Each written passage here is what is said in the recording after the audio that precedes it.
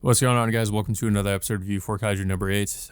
This is episode it's 13 or It's 12? episode 12, 12, yeah. yeah. So this is also the finale of season 1. With me, as always, I have Blue Spade. And I think they did confirm, like, didn't they confirm that they're going to be working on another season? Um, Yeah, season 2 is in development right yeah. now. So it was obvious based on how popular this show was over the last I mean Yeah. over the last 3 And months. also They with were the they way gonna make this another ends as season. well. I mean, it's pretty obvious that they're planning on, they're planning on doing more. Yeah. I mean, but of course, if they wanna air it in, like, just one, streaming site, just air it on Crunchyroll, don't air it on X or Twitter or whatnot, because I don't think it it did it any Yeah. favors by doing it I that. I what I've noticed too is that like I usually like when the episodes come out, it's already dubbed, and like the last two episodes I've watched of this have just defaulted to the sub version. Yeah, So it seems like that there was, like, a bit of a delay with a dub. I knew this was gonna end up happening eventually, I mean, I'd be surprised if they somehow, dubbed the last 2 episodes, but it was eventually, like, scheduling conflicts was gonna end up catching up with, a lot of the actors at some point, and mm, so they are gonna dub the last 2 episodes eventually, just not I guess we're not gonna see them until, like, maybe early July. yeah, probably. Um, but yeah, this last episode, of course, follows up on the on the fight between Kafka and the Director General Shinomiya. With Kafka, pretty much after getting like a significant amount of damage from from the Director General, like his kaiju form just goes berserk, and he has absolutely almost literally no control over it. Yeah. Most of the episode is just Kafka like fighting for control against the kaiju. While the kaiju is like trying to fight the director general, and he does eventually start to gain control, like the upper hand in the fight, and just starts kind of like wailing on him. But the director general is kind of protected by um, the like the armor or the weapons that he has from, I think it was Kaiju number 2. Uh, Yeah, and but yeah, I mean, eventually, like it's like what happened to Soshiro when he was fighting. What was it, Kaiju number 10? He had limitations, um, with his armor. Same thing will eventually happens with Director General Shinomiya, with his abilities. Despite the fact that that his weapons are made from one of the strongest kaiju, it was eventually going to catch up to him that uh, you know, Kafka's kaiju form was going to overpower him eventually. yeah, um, yeah. So and then like Shinomiya is also like watching while this is happening, and just basically like um saying, trying to get Kafka, or trying to, I guess, hoping that Kafka comes back to his senses. And at the same time, we see what's going on with some of the other members of the Kaiju Defense Force, um, and basically that uh, they're all just kind of hoping that Kafka you know, doesn't, I guess, doesn't get executed as a kaiju or something. Um, Yeah, but we see yeah, we see Reno and the others basically just training their bodies physically in order to get themselves stronger, so they don't have to rely on Kafka all that much to help them out. yeah. Um, Also um, what's her name?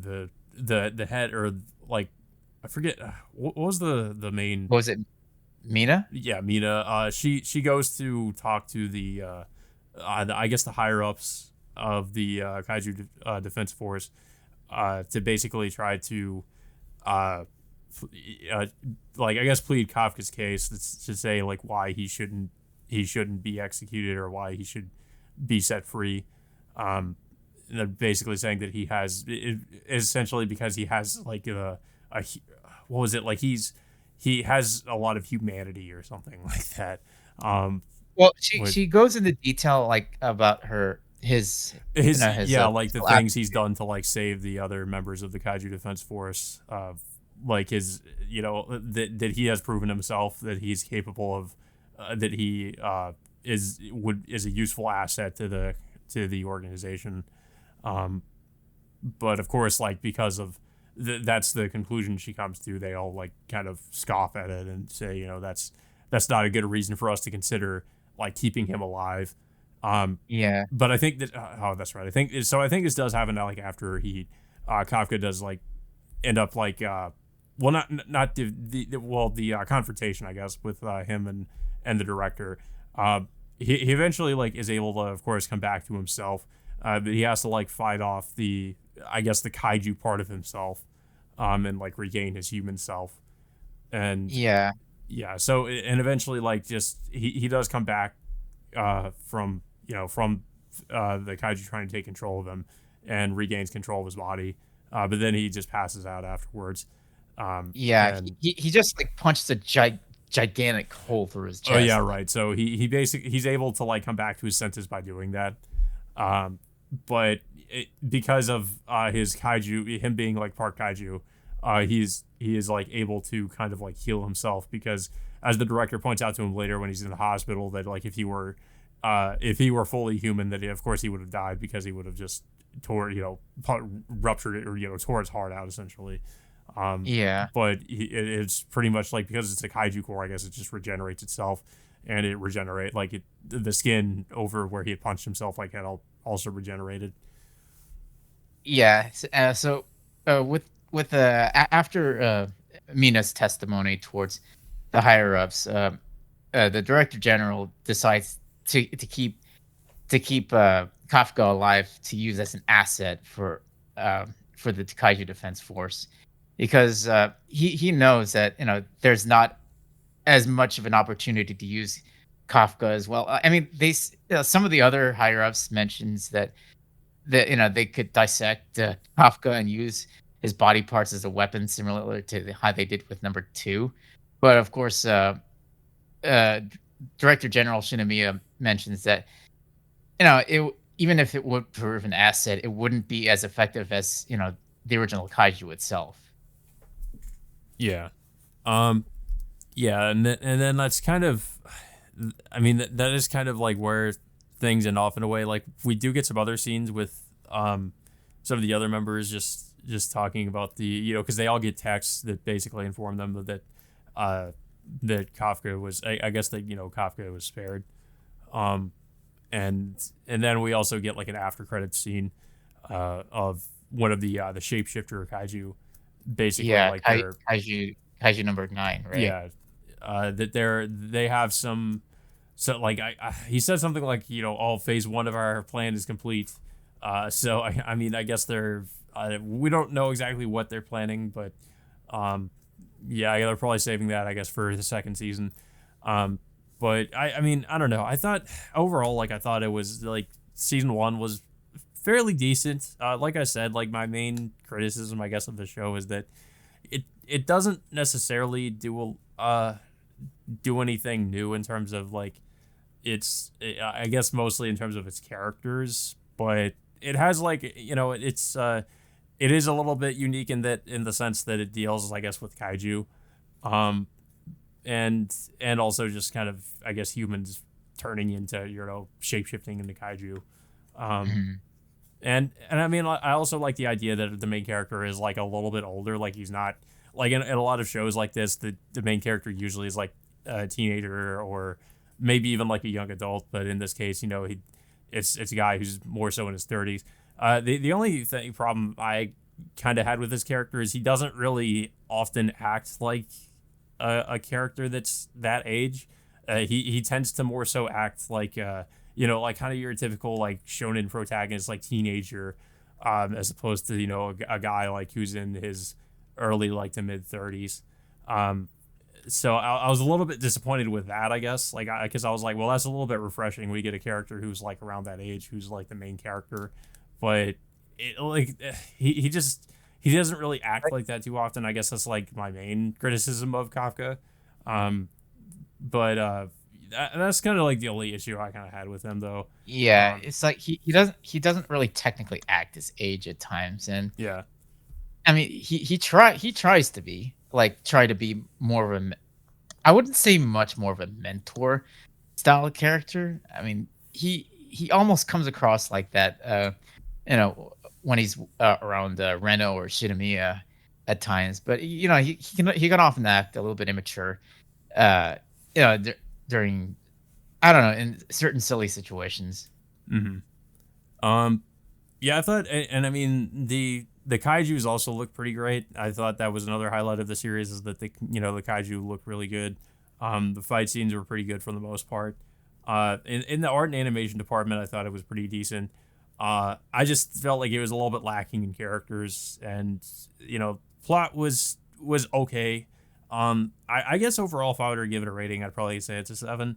I mean, I enjoyed it enough for what it is. And I'm kind of interested as to where they're going to go with whatever the shape shifting kaiju are, what they're up to in season 2. Um, Yeah, yeah, but I guess I was kind of surprised that they decided to like reveal Kafka's secret that he is kaiju number 8 like this early on in the series. I definitely thought that was going to be a secret he was going to have to try to keep throughout the whole series. So I was kind of a little bit surprised they decided to go this direction. Um, but yeah, I mean, I thought that was kind of interesting that they went there. Um, but yeah, I don't know if you have anything else to say about this episode though, and I guess season 1 as a whole. yeah, I thought it was a quite a refreshing series. Like, you know, yeah, I do agree with the score, which is a 7 out of 10, maybe an 8, sort of. Mm-hmm. But I overall like the overall cast of characters they introduced. Um, as well as like like the overall art and animation they did with a lot of the fight scenes. I mean, production IG and Studio Kara did a great job. Uh, with how they produced the show, and hopefully, I'm pretty sure they're gonna stick around to do more of it by the second season. Um, in terms of like Kafka's revealing himself to be a kaiju, I did think that it was a good way for it to uh end the first season in a way, for them to hopefully move on to where it's going to end up heading for the second season. Yeah. Um, yeah, but yeah, I mean, I hopefully season 2 will be just as good, if not better. I mean, I've heard that the manga, like, there's people that have some complaints about some stuff that happens in the manga later on. Hmm. But yeah, I guess specifically in terms of I guess like Mina's character, and I guess that's kind of another slight criticism I would bring up is her character because she kind of is pretty. I mean, it's understandable why she's this way, but she's pretty distant throughout like pretty much the entirety of season 1, and it feels like she's not really given a whole lot to do other than show up and like save the Kaiju Defense Force when they're kind of in a bind. Um, and to be someone they all look up to, but aside from that, she's not really given a lot of things. She's not really given a lot of screen time, and or any kind of like significant. There's not really a lot of significant character interaction between her and Kafka. Like the most of what we get in with them are like flashback sequences with her and Kafka to kind of establish like the relationship they had, but now that's not like that anymore, which is it's understandable why, but we don't really get a lot between the two of them. I think they do it intentionally because Yeah. Kafka feels like he doesn't feel like he's ready to stand beside her at this point of the show because of where he is. Even if he can transform into a kaiju, he doesn't feel like he's ready at this point to stand or fight beside her. So I Mm. guess they kind of did that intentionally to distance Mina and Kafka from each other for most of the show. Yeah. Um, but yeah, I guess we'll see what happens in season 2. Hopefully, we get some pretty decent character development in season 2 because that's kind of like I guess in my opinion one of the major downsides of it is that just some of the characters. But aside from that, I enjoyed it. I thought it was a pretty good series. Looking Mhm. forward to whatever else is going to come out from it. And yeah, so that all being said, guys, until next time, we will see you all later.